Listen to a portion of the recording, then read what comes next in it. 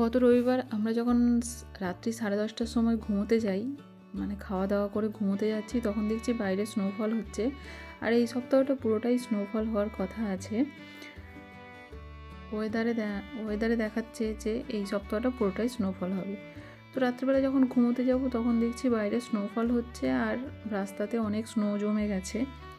তো ভাবলাম আগে আমরা যেমন স্নোফল নেদারল্যান্ডে দেখেছি, ভাবলাম সেই রকমই স্নোফল হবে।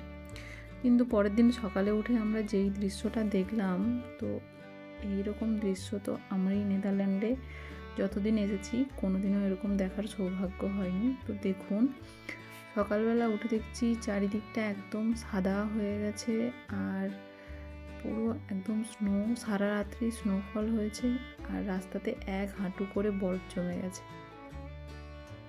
জানালার পাশে দাঁড়িয়ে দাঁড়িয়ে স্নোফল দেখছিলাম আর একটাই কথা বারবার মনে করছিলাম, যখন আমরা সুইজারল্যান্ড যাই তখন তো আমরা সামারের টাইমে গেছিলাম, তো শীতকালে এইরকম বরফে ঢাকা সুইজারল্যান্ড দেখার ভাগ্য হয়নি। তো এবছর আমাদের নেদারল্যান্ডে যেভাবে স্নোফল হয়েছে তাতে আমার শীতকালের সুইজারল্যান্ড দেখার ভাগ্যটা হয়েছে, শখটা পূরণ হয়েছে। তো একদম পুরো সাদা হয়ে গেছে চারিদিকটা।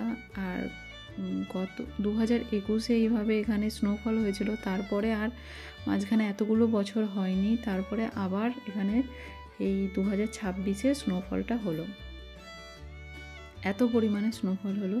তো এই রুমটা থেকে তো বাইরের দৃশ্যটা আপনাদেরকে দেখালাম, আর বাড়ির সামনেটাও 1 হাঁটু করে বরফ জমে গেছে।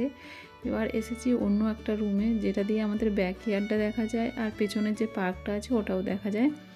তো সব গাছের তো পাতা ঝরে পড়ে গেছে, এখন বরফে শুধু গাছগুলো সাদা হয়ে গেছে আর পার্কটা দেখুন পুরোটাই একদম সাদা হয়ে গেছে।